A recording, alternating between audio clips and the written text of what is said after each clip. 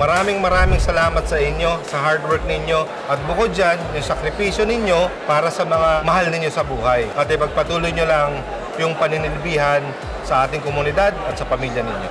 Mas lalo pa tayong lulupit sa mga darating pang taon. Marami pa tayong mga programa at isa pa na dapat yung abangan, Gladiators Challenge. Asahan ninyo na kami dito sa Move It ay patuloy na magbibigay ng magandang serbisyo at para mas maganda pa yung maging experience sa ating platform.